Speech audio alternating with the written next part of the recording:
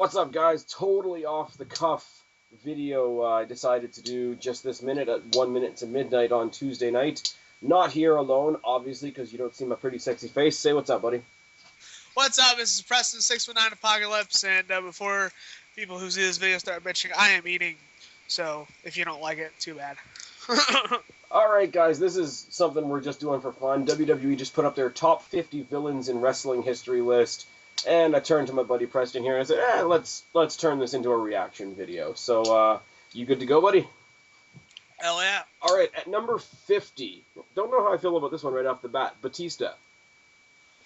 I like Batista as a heel. He wasn't too bad. Why not number 50?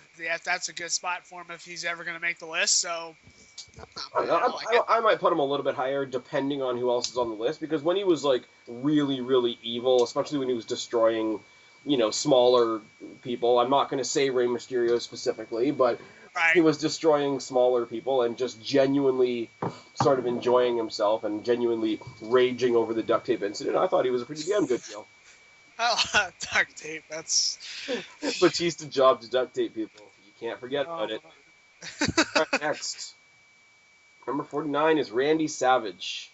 Definitely. Oh, he should be way higher. Savage at 49. Savage is one of the best heels ever, in my opinion. One of the most unique individuals as well. So 49, come on. Oh, I disagree. Yeah. 8, we have Vicky Guerrero. If she was going to be on this list, I'm glad she's low. Yeah. She's a manager. She's not an in-ring competitor, even though she tries sometimes, and kudos to her for trying. But at the same time, you hear that "excuse me" and everybody immediately cringes because they know what's coming. So she is doing her job. Yeah. So even though... she's a good heel. I don't know about villain. I mean, I don't think she's like, Yeah. The terminology I would change. If the terminology was different, if it was just, top 50 heels... Absolutely, because she genuinely gets people to hate her, and that's the job of a heel, when some of the other ones are sort of on the cool side of things, so you still want to cheer them, so you question whether they're getting the job done or not. Vicky genuinely makes people cringe when she comes out, and makes everybody feel sorry for not only the opponent, but whoever she's managing at the time. Yeah. Alright, so Vicky at number 48. 47 is Mark Henry.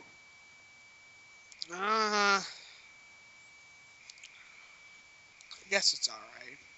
Hall of Pain, Mark Henry, like if I just wanted to take that short, brief period of time, Hall of Pain, Mark Henry, I would bump up maybe by like 5 or so, not very much. But overall, over the grand old scheme of his career, he hasn't always been heel. He's been comedic at times, and there's been certain times where you honestly couldn't believe what he was doing because he's done other silly stuff. Yeah. So I guess it depends what part of his career you want to look at, but Mark Henry being on the list, absolutely. Okay, 46, Iron Sheik. I think it should be higher, but... Yeah. I was going to say, in my time of wrestling watching, I didn't catch a whole lot of Iron Sheik. Neither did I just know he's a great heel. So he has his place in history, so he can hop on whatever list he wants, I guess. Right. Moving on. 45. Oh, this is one that should be higher for sure, and I didn't even watch at the time. 45, Andre the Giant. Wow.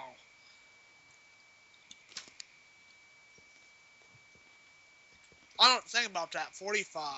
No, not even. I'm not even going to dignify that. 44. 44 is an interesting one, and this might actually spark a little bit of conversation. Eric Bischoff. Ooh, I like that. Eric Bischoff as a heel is fantastic in WWE or in WCW, whichever you want to look at it. He's leader of the NWO. I like that. I like Bischoff being on the list. He's a great heel GM. I like Bischoff, so, I don't like him so much nowadays, but I used to like him, so I like him as a heel persona. But, that's a good spot for him, 44, I think. And I think it's interesting only because there's a lot of ways you can look at this. You can look at it when he was the heel GM of Raw. Right. Look at it from WCW's perspective, when he was basically Hulk Hogan's right-hand man in the NWO, one of the most powerful factions, if not the most powerful heel factions of all time. Or, if you want to put your WWE fan hat on for a second, And if you want to look at Bischoff as sort of a representative of WCW and you're a WWE fan, he could also be seen as a heel just in that simple way. Yeah. So there's a lot of different ways he can pop off as a heel. And I didn't mind him as a jackass in TNA. I don't exactly miss him. But he did what he's been doing in every other company. I mean, in TNA. Bischoff's departure in TNA is a fucking porta potty. I mean, yeah. Instead of the Hall of Pain, it was the Shed of Shame. But honestly, when Bischoff was the GM of Raw, was the last time I really cared who the GM was. Same. I mean, all due respect to AJ, she's hot, and I guess she's doing okay. But, you know, him running Raw or him running the NWO was when I would compare Bischoff on the mic to Heyman on the mic, but that's just me. Heyman Bischoff era in 04 was awesome. All right, moving on.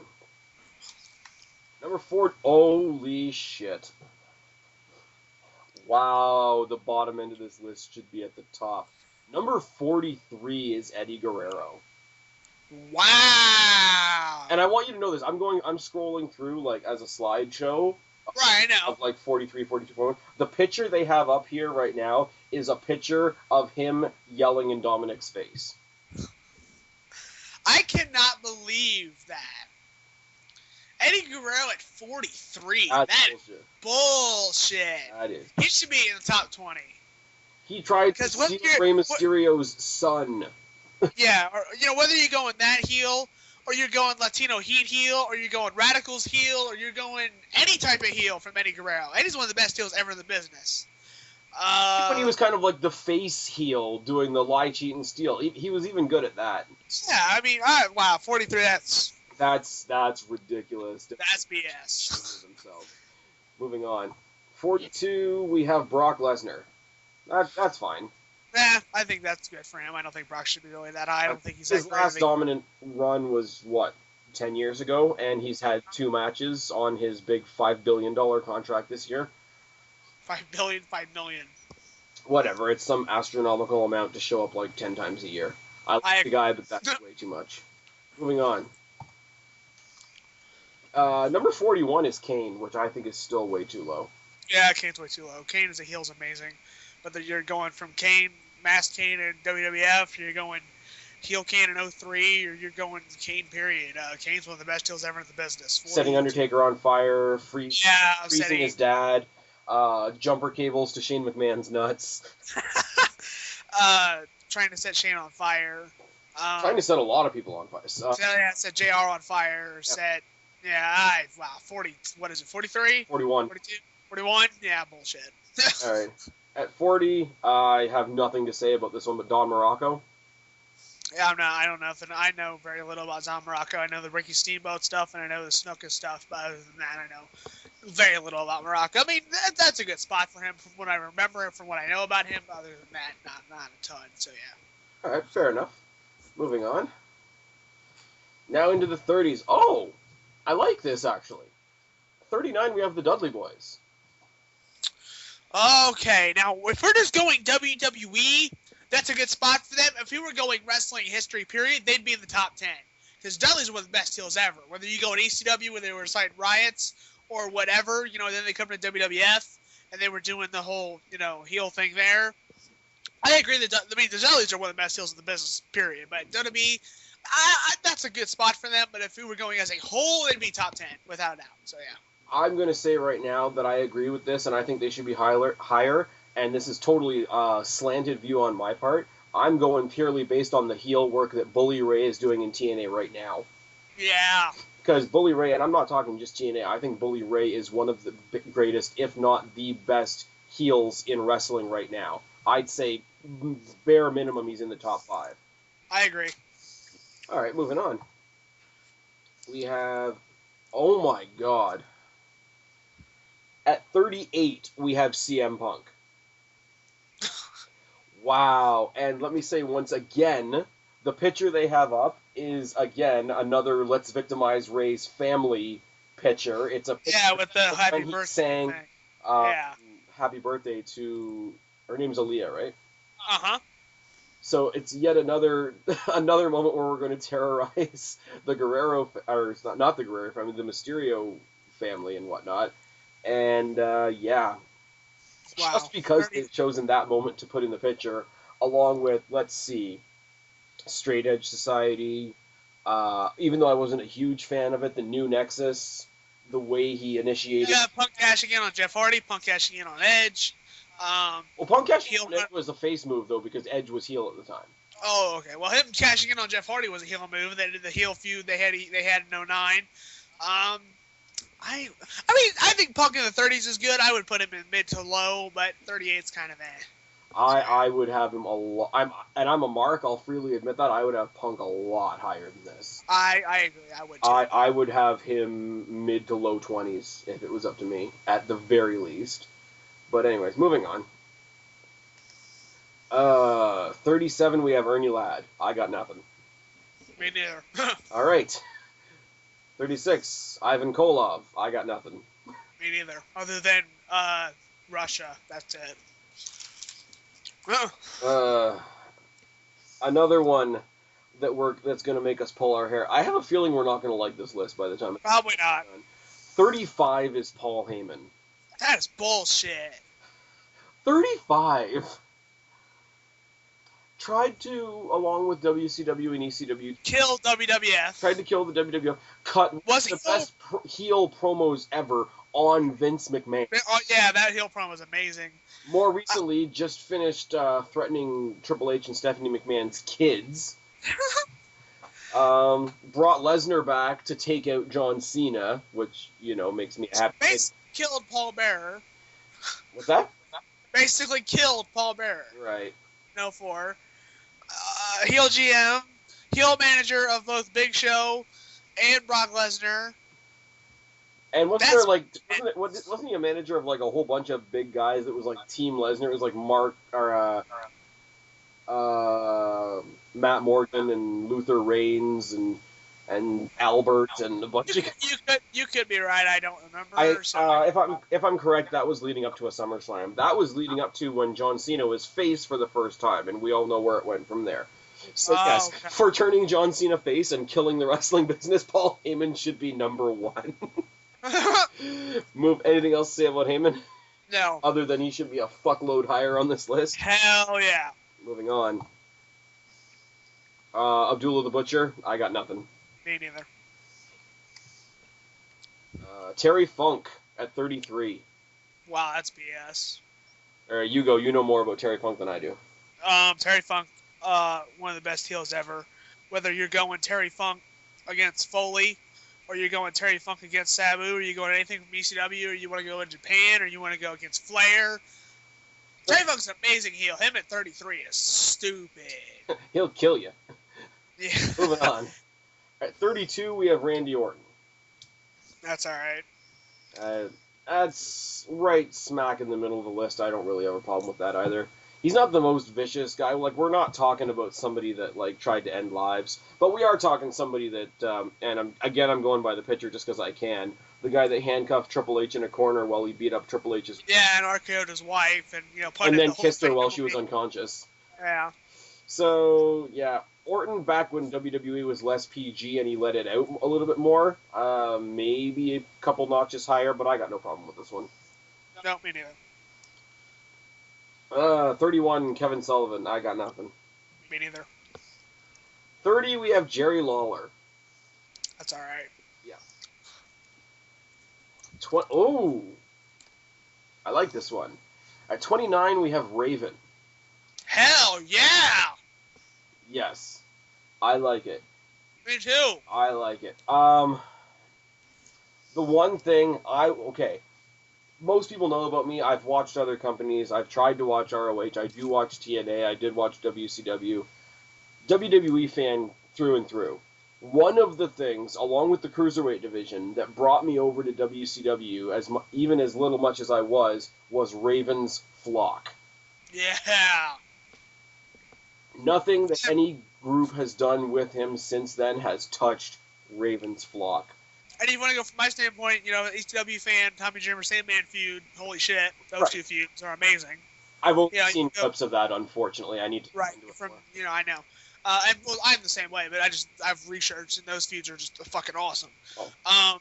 Or you want to go WCW with the Flock and DDP Raven's one of the best feuds of all time, in my opinion. Right. Or you wouldn't go to WWF, where, you know, he's doing the whole hardcore thing, or you know, Raven's just an amazing fucking villain heel. The thing I loved about Raven when he was doing the hardcore title in WWE was he always had the shopping cart, and the shopping cart always had that little gargoyle on the front. Yeah, or it had like the Frankenstein guy. I remember that one. Yeah. No, Raven WCW when he was cutting those ridiculously awesome, disturbed promos, sort of slumped in the corner. Like him slumped in that corner was as iconic as the 3-point pose of Hogan at that particular time. I agree. He had such a mindless cult following, both in the Flock and in the fans that were fans of them at the time.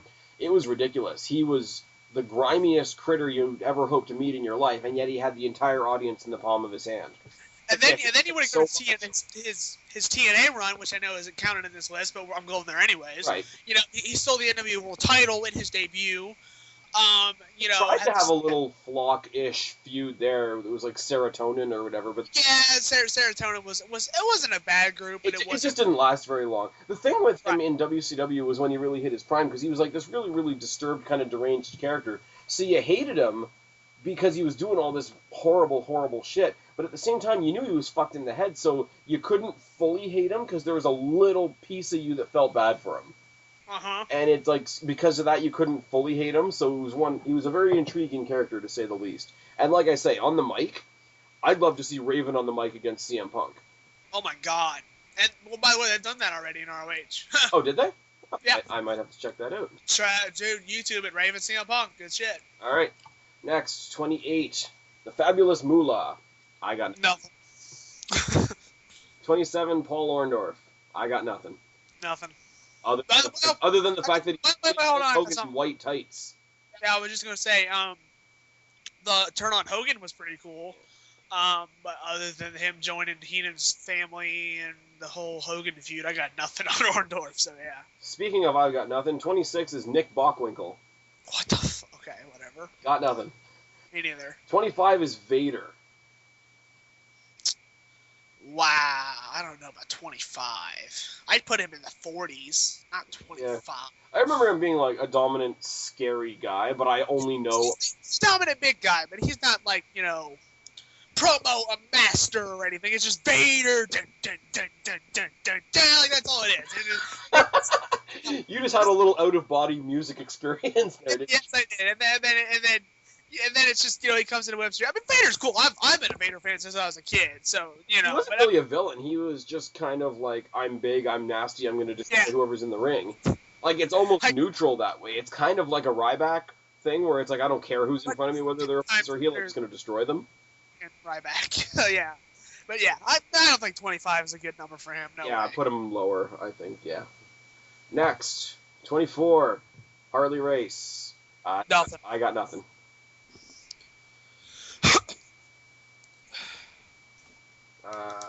23, Sergeant Slaughter. Good number, good choice. Sergeant Slaughter, one of the best heels ever with that fucking Iran gimmick against Hogan in the 90s, where he got fucking death threats and bomb threats. Yeah, so, he did such a good job as a heel, he needed his own security. Exactly. So Sergeant Slaughter, definitely. I knew he was going to be on this list somewhere. I think he should, 20s is good. I think he should be maybe a little higher. But yeah, Sergeant Slaughter, one of the best heels of all time, in my opinion. So yeah. 22. Oh, wow. I don't know about this one. 22, The Undertaker. He's only at 22? Yeah. Wow. I don't know what to say about that, because, like, he's, like, the demon guy. I don't think... Well, yeah, but here's the thing. You know, Taker... It's been interesting with Taker, because he's always a tweeter, in my opinion. Yeah, like, this is the thing. Taker's one of those guys that kind of exists outside the definitions of heel and face. So if we're talking about a list of the greatest heels, I don't know. Like, I honestly don't know where I would put him.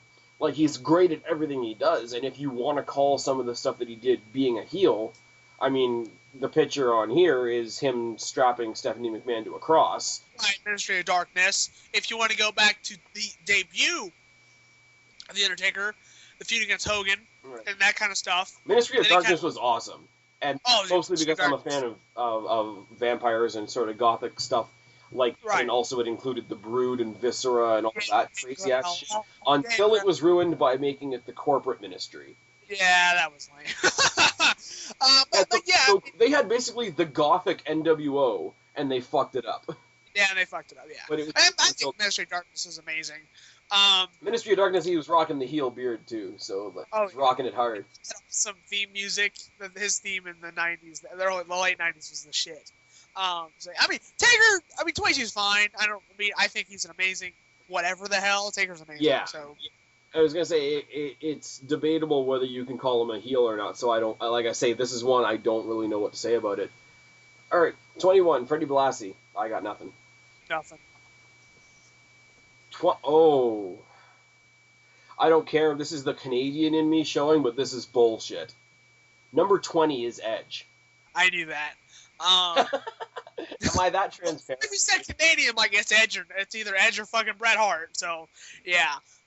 Speaking of Bret Hart, where the hell is Bret Hart on this list? Probably higher. So Edge was rated our superstar from late 2004 until the end of his career. And Edge only turned face for a little bit. Yeah. So Edge was a solid damn heel for what, Spaz? Good 5 years? Yeah. Yeah. But see, there was a lot of it where you looked at it and you couldn't really say, like, is he a bad guy or has he just lost his shit? I mean, other than, like, him being associated with Vicky and trying to use her job for his advantage and that sort of thing, and using Chavo and Big Show to help him out. Like, that's heelish stuff. But once it was, like, all that bullshit was to the side, it was just him being more and more crazy. And he was really good at it. And if that's the crux of his heel turn, wow, he deserves to be in the high teens, if not. And no, go to Matt Hardy Edge. There's another thing. Yeah. In real life, he stole Matt's girlfriend, and then they turned into a feud. I mean, I would love to see him just, like, totally break out of character for a second, pull out a troll face poster, and be like, hey, Matt Hardy, you mad, bro? So I think Edge should be higher than 20, but, I mean, 20's okay. You could make Edge 10 on this list, and it wouldn't... Yeah, you probably could, honestly. But let's see who else is on We're this in the teens now. We're in the teens. We're almost in the home stretch. 19, we got Jimmy Cornette. Jim Cornette? That's fine. Fine with me. Yeah. I'm surprised he's on this list at all, the amount of shit he talks about the WWE. True. That is kind of surprising. So, yeah. 18, Killer Kowalski. I got nothing. Nothing. Oh, dear. That's not good. At 17, we have Mr. Perfect. Wow. I figured it should have been in the top 10. Why the hell is Perfect number 17? His entire persona was perfection. You can't get much more heel than that. That's BS. I mean, top that off with the fact that he was one of the best technical wrestlers of his time. Hell yeah. So it was one of those, I'm going to go out there, I'm going to grab a microphone, I'm going to tell you how great I am, and you can't say anything about it, because when I'm done talking, I'll prove it. And those are the best heels. That's why I love CM Punk right now. Right. So if you want to say it like this, Mr. Perfect could be called an early precursor to somebody like a Ziggler or a CM Punk. So that alone, bullshit. This is not a good spot at all. Wow. 16, Sherry Martel. Nothing. 15, another one that I think should have been in the top 10, Chris Jericho. Yeah. And he's pouring beer on Punk. I mean, look at all the shit Jericho's done as a heel. Damn, tons of shit. Can't even really say it. It's just like, all you have to do is get up to a podium and say, look, it's Chris Jericho. Yeah. And it speaks for itself. Yep. 14, the original Sheik. I got nothing. Nothing. 13, the Fabulous Freebirds. Nothing. 12, JBL. And that's cool. I can buy that. JBL 12 is alright. JBL was very underappreciated in his championship run. Yes, he was. For somebody that nobody really wanted to make a champion, let alone a heel, to transition from, the Blackjacks to the APA to his solo career as the aristocrat world heavyweight champion rich guy. Showed flexibility, showed that he could draw heat on a dime, and put a lot of baby faces over in the process. So 12 I can live with. 11 is Rick Rude. I'm good with that. I'm good with Rude. The little bit that I know about Rick Rude, I'm good with that. Yeah. 10 is Jake the Snake Roberts. That's perfect. Yep. 9 is Gorgeous George. I got nothing. Nothing on that. 8. This is kind of cool. Bobby the Brain Heenan. I like that one. He's the only commentator on the list, I think. No, we didn't mention the King, did we? Yeah, King's the commentator, so is Paul Heyman. Oh, yeah. No, but King isn't on the list. Or at least not the 15th. Jerry Lawler is. Yeah, he is. Oh, is he? Yeah, he was in the 30s. Oh, okay. I'm not paying attention, clearly. Apparently. Yeah, Bobby Heenan was... I mean, the Heenan family, Heenan's awesome. He could hop off commentary, go help whoever he was managing, hop back on commentary, put them over, annoy the rest of the announcers, go back, manage, annoy the opponent, get the crowd going. I mean, the guy was doing more work than the wrestlers in some of the matches that he managed. Yep. Nothing else to say. Bobby Heenan, number 8, no problem. 7, Superstar Billy Graham, I got nothing. Nothing on that. 6 is Triple H. I think he should be top 5, but I can deal 6. I'm considering some of the other people that we have said should have been in the top 10 that I would put above Triple H. Him being at 6 sits fine with me. I mean, put a sledgehammer in his hand, give him a cell, give him weapons, give him no rules, and let him destroy everything. This is the guy that went toe-to-toe in hardcore surroundings with Mick Foley. And fired him. Well, 2 of the most brutal matches I've ever seen, by the way. A street fight in the Hell in the Cell, good God. Oh, for sure. 5 is Hollywood Hulk Hogan. I like it. I can dig it. The most earth-shattering heel turn in the business. Yes. Whether you like Hogan or not, you can't deny it. Nope. Like, when Hogan turned heel and joined the NWO, it was on the news. Yeah. It was covered by, like, CNN and SportsCenter. And ABC and yeah.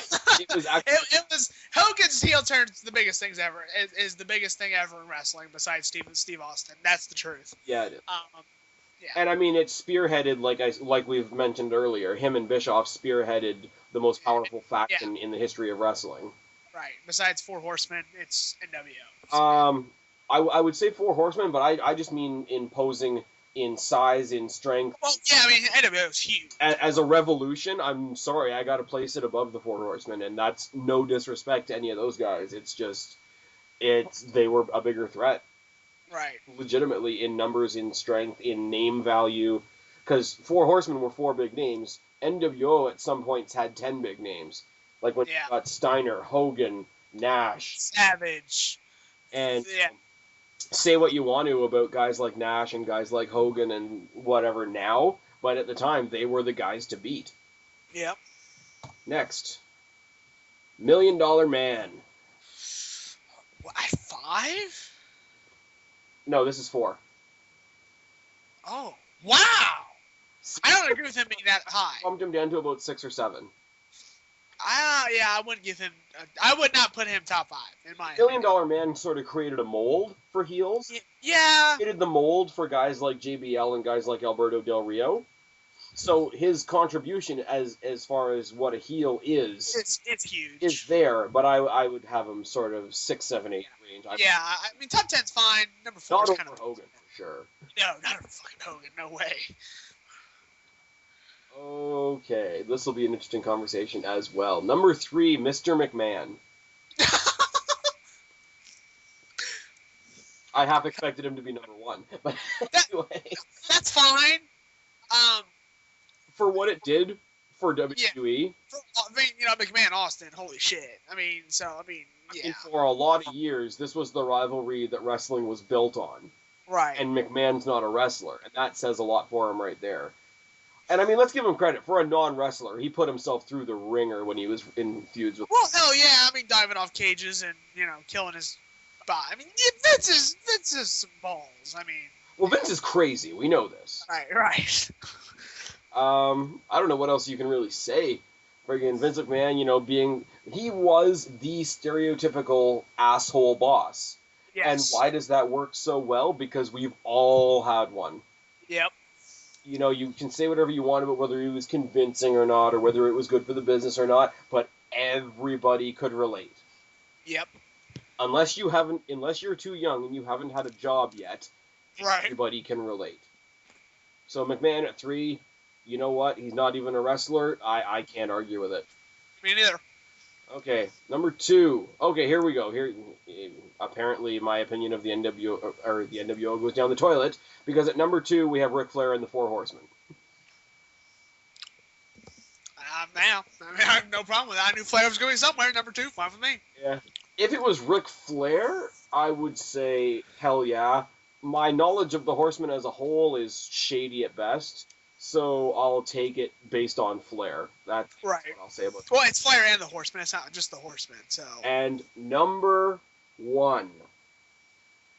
Piper? Just when you thought you had all the answers, he changed the questions. Yep. Indeed, number 1 is Roddy Piper. Good, because Piper is the best heel ever to grace the business. So if he was not number 1, I was going to be mad. So I like the top 10 personally. So top 10 works. The rest of this list needs a lot. Yeah, Eddie Guerrero being as high as he was, a lot of people being as high as they were. Heyman being as high as he was. Yeah, Vader being as low as he was. Yeah, come on. Let's be fair. There's a lot of people on this list that we really couldn't speak to just because we personally don't know them.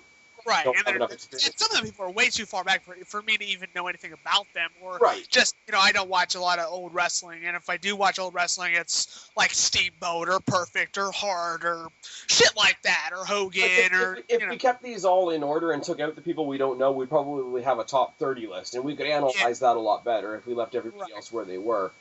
There was way too much on this list that was out of place for me, so list gets 2 thumbs down for me. I don't know what that counts towards, but other than the top 10, this list can go fuck itself. I agree. All right, that's it. That's all. If you don't have anything else to say, Preston, buddy, tell them where they can find you and subscribe to 619apocalypse, and yeah, that's it. All right, guys, you know the drill. I have been Spaz, your YWC reality check. He has been Preston, the artist formerly known as the Psycho Shooter. Subscribe up there, talk down there, start a conversation, keep our conversation going. Don't be a stranger. We'll talk to each and every last one of you later. But for now, me and this guy are tagging out. We'll see you later, guys. Bye.